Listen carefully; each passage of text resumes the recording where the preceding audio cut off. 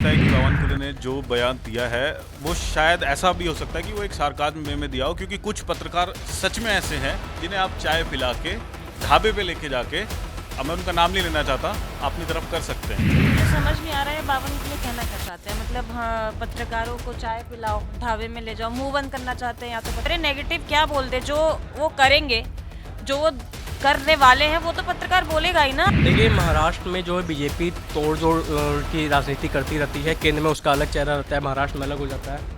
तो ये डर भी उनको सता रहा है कि अगर सच्चाई दिखाई जाए तो कुछ भी हो सकता है। देखिए, इस तरह की बयानबाजी कहीं ना कहीं अशोभनीय है। राजनीति में आप इतने बड़े पद पर बैठकर इस तरह की बयानबाजी बिल्कुल नहीं कर सकते हैं, आपसे उम्मीद नहीं की जाती है। देखिए, मेरे हिसाब से पत्रकार को ऐसा बोलना जो है वो बिल्कुल निंदनीय है।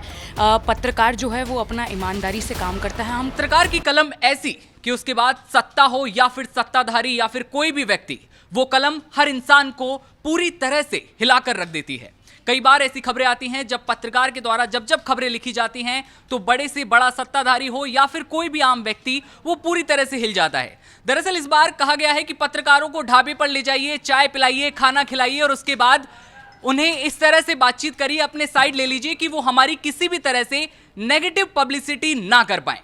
दरअसल ये पूरा मामला जो है महाराष्ट्र के बीजेपी प्रदेश अध्यक्ष चंद्रशेखर बावनकुले से रिलेटेड है और उन्होंने ये बयान दिया है अहमदनगर में पहुंचने के बाद। और जैसे ये बयान आया, सोशल मीडिया पर तरह तरह की क्रिया प्रतिक्रियाओं का दौर शुरू हुआ और उधर से विपक्ष पूरी तरह से हमलावर हो चुका है बीजेपी पर।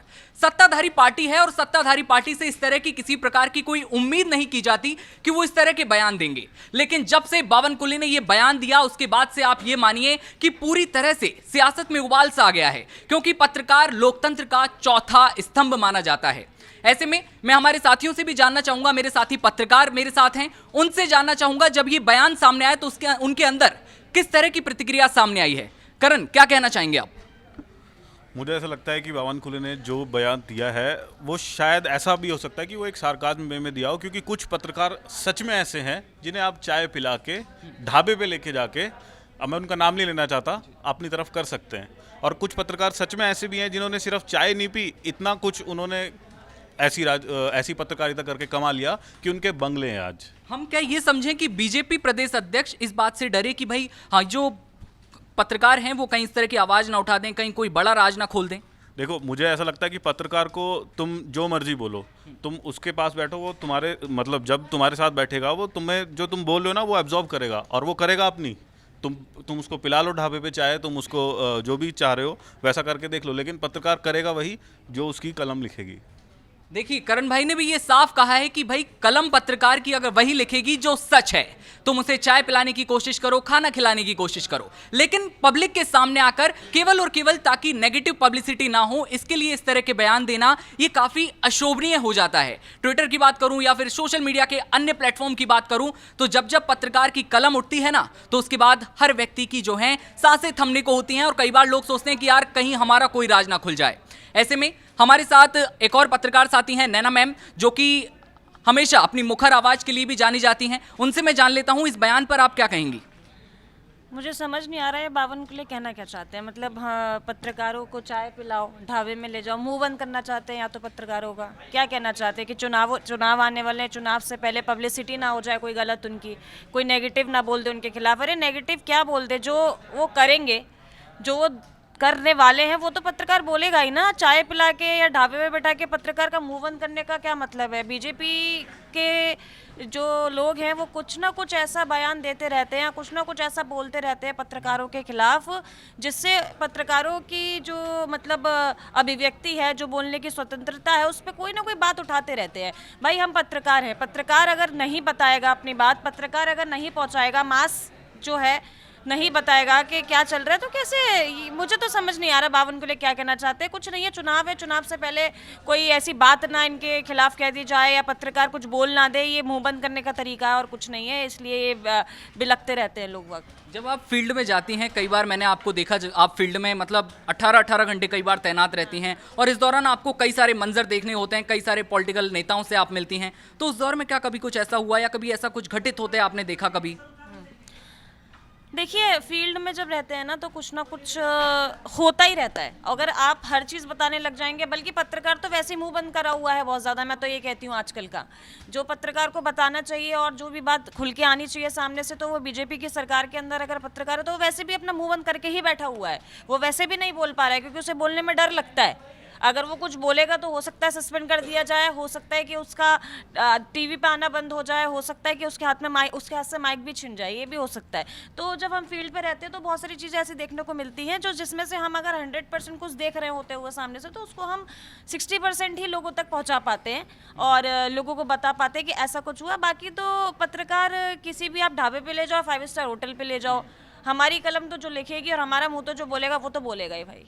जैसे ही एक बीजेपी के प्रदेश अध्यक्ष हैं, इनका बयान जैसे ही सामने आया तो कांग्रेस कहती है कि भाई मीडिया को ये पूरी तरह से अपने कंट्रोल में लेना चाहते हैं और चाहते हैं कि जो महाविजय 2024 है, जैसा कि इनका कहना है, इस पर इनका पूरी तरह से काबिज हो जाए ये आकर, और कांग्रेस इस पर हमला बोल रही है। इस पर क्या कहेंगे? क्या कांग्रेस भी इस तरह के प्रयास करती है या ओनली बीजेपी का ये प्रयास है? देखिए कोई भी सरकार जब रहती है, जिस भी सरकार जो रूलर पार्टी होती है, तो उसका ये काम रहता है, ठीक है। कुछ पत्रकार ऐसे भी हैं, मैं ये नहीं कहती कि सभी ठीक है, कई जगह पे ऐसे कुछ पत्रकार ऐसे भी हैं जो जैसे गोदी मीडिया जैसे कहा जाता है, आपने सुना होगा। तो कुछ पत्रकार ऐसे भी हैं कि जो अपना मुंह बंद करके ही रहते हैं, चाहे अब रूलर पार्टी, चाहे कांग्रेस हो, चाहे फिर बीजेपी हो। उस टाइम पे जो पार्टी होती है, उस टाइम पे जो पत्रकार, जो अच्छे अच्छे चैनल्स होते हैं या जो अच्छे अच्छे बोलने वाले पत्रकार होते हैं, वो उसी की तरफ बोलते हैं। तो ये भी एक दाग तो है पत्रकार के ऊपर कि रूलर पार्टी जो चाहेगी वो पत्रकार बोलेगा। तो ये कोई मतलब पत्रकारों की कम्युनिटी की भी गलती है कि वो उस टाइम पे जहाँ पे उन्हें बोलना चाहिए वो नहीं बोलते, क्योंकि देखिए बहुत सारी अंदर की चीज़ें होती हैं जो नहीं बताई जा सकती ऑन कैमरा। बहुत सारी ऐसे फेम से रिलेटेड चीज़ें होती हैं पत्रकारों की, जो अगर वो बोल देते हैं रूलर पार्टी के खिलाफ या जिस पार्टी की इस टाइम सत्ता चल रही है उसके खिलाफ, तो उनके ऊपर भी आपत्ति तो आनी है। और ये अभी कुछ दिन पहले चीज़ें होके भी चुकी हैं, सब जानते हैं किसके साथ क्या हुआ है, कौन किस पत्रकार के साथ क्या चल रहा है। तो कोई नई बात नहीं है, ये तो होता ही रहता है। अभी इन्होंने कुछ बोला, आगे कोई और कुछ बोल देगा, तो जो भी रूलर पार्टी के अध्यक्ष हैं या जो भी काम कर रहे होते हैं उस टाइम, वो पत्रकारों के खिलाफ तो बोलते रहते हैं। बाकी मुझे नहीं लगता कि आप किसी भी ढाबे या होटल में ले जाएंगे पत्रकार को तो उनका मुंह बंद करा सकते हैं, उनके कलम को रुकवा सकते तो हैं। आप पूरी तरह से इसकी भर्त्सना करती हैं? मैं तो पूरी तरीके से करती हूँ, पता नहीं क्यों उन्होंने ऐसा बोला, क्या बोलना चाहते हैं वो। हालांकि उनका कहना है, बाद में उन्होंने ये भी बयान दिया कि वो ये कहना चाह रहे थे कि एक बहुत ही अच्छा व्यवहार पत्रकारों के साथ हम करेंगे, बैठाएंगे, बातचीत करेंगे। बट ये बात आपको बोलने की क्या जरूरत थी? फिर अगर आपको किसी पत्रकार से बातचीत करनी थी तो आप बुलाइए, अपने घर चाय पिलाइए, बैठिए, बात करिए। आप बयान क्या दे रहे हैं कि पत्रकार को बुला, धमका रहे हैं क्या पत्रकार को? आप क्या क्या कहना चाहते हैं कि आप आइए, चाय वाय पीजिए, क्या कुछ लालच देना चाहते हैं क्या? मतलब जिस तरह से रेवड़ी की बात की जाती है, ढाबे पर विवाद हो गया है ये एक तरह से कि ढाबे पर जाकर आप शुरू करिए पॉलिटिक्स अपना ही तरह से। ढाबे की पॉलिटिक्स है ना, जैसे पहले एक होता था ना, पत्रकार ढाबे पे जाके बैठता था। एक पत्रकारों को हमारे तो शुरू से आदत रही है कि हम किसी भी दुकान पे, खोके पे या ढाबे पे बैठ जाते हैं, क्योंकि पूरे दिन का काम होता है। अब आप आ जाइए ना ढाबे पे, हम तो आपको बुला लेते हैं, क्योंकि हम तो पूरे दिन ढाबे पे ही बैठते हैं, खोके पे ही बैठते हैं। हम तो चाय भी खोपे पे बैठ के पीते हैं, क्योंकि हमारा पूरे दिन का ही काम होता है। आप आ जाइए, ढाबे पे बैठ जाइए, हम आपसे बात कर लेते हैं, आप हमें क्या बुला रहे हैं? और ये राजनेता किसी ढाबे पर तो आके बैठेंगे नहीं, बल्कि पत्रकारों को बुलाया जाता है बतौर उनके घरों पर। और यही हाल है कि भाई पत्रकार की जो आज आजीविका की बात कर लें तो इतने निचले स्तर पर हैं कि भाई ढाबों पर जाकर या फिर किसी रेवड़ी पर जाकर भी हम चाय पी लेते हैं। पत्रकार अगर समझना चाहें तो एक तरीके का सरकाज़म मारा गया है। मैं आपको बताती हूँ सीधे, एक पत्रकार के ऊपर सीधा सरकाज़म उन्होंने मार दिया है कि आइए ढाबे पे बैठते हैं और बातचीत करते हैं, जो भी मसला होता है सुलझा लेते हैं आपसी में। तो एक चाय का लालच दिया गया है पत्रकार को। बिल्कुल, लोकतंत्र के चौथे स्तंभ पर जो ये निशाना साधा है और जिस तरह का ये वक्तव्य पेश किया है, इस तरह की उम्मीद बिल्कुल नहीं थी। हमारे साथी पत्रकार भी इस बारे में आपको बता रहे हैं। और इस तरह से जो चंद्रशेखर इन्होंने जो बयान दिया है वो अपने आप में बेहद ही जो है बहुत ही भर्त्सना पूरक जो कि यहाँ पर देखा जा रहा है। सौरभ हमारे साथ हैं। सौरभ जो है कंटेंट राइटिंग करते हैं और साथ ही साथ इनकी जो पॉलिटिक्स पर है मजबूत पकड़ रहती है हमेशा। इनसे जान लेते हैं क्या कहेंगे ये। देखिए, महाराष्ट्र में जो है बीजेपी तोड़ जोड़ की राजनीति करती रहती है, केंद्र में उसका अलग चेहरा रहता है, महाराष्ट्र में अलग हो जाता है। लेकिन बावनकुले का ये जो बयान है ये विवादास्पद है। चुनाव से पहले पत्रकारों को अपने पक्ष में लेने के लिए ऐसे अपने कार्यकर्ताओं को बोलना कि ढाबे पे ले जाइए, उनसे अच्छा व्यवहार कीजिए, चाय पिलाइए, और ऐसा करने से वो बुरी खबर, मतलब जो चीज़ें हैं वो न छाप सके। तो ये बयान काफ़ी विवादास्पद है और ये नहीं होना चाहिए। हालांकि ये एक सीख भी दे रहा है कि सत्ताधारी पार्टियों को भी इस बात का डर है कि पत्रकार चाहे, जो देश का चौथा वो होता है, स्तंभ होता है, तो चाहे तो सत्ता छीन सकता है। तो ये डर भी उनको सता रहा है कि अगर सच्चाई दिखाई जाए तो कुछ भी हो सकता है। मतलब कहीं ना कहीं चोर इस बात से डर रहा है कि कहीं उसकी चोरी ना पकड़ी जाए।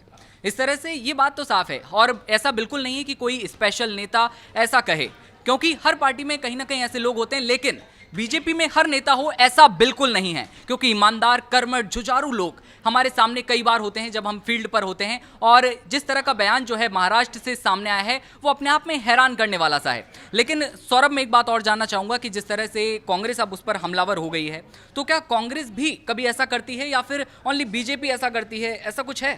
देखिए, कांग्रेस इन चीज़ों को बहुत पहले से समझ चुकी है। क्या है, अभी हाल में ही आपने देखा होगा कुछ पत्रकारों की लिस्ट जारी की गई थी जिनको इंटरव्यू न देने के लिए बात कही गई थी।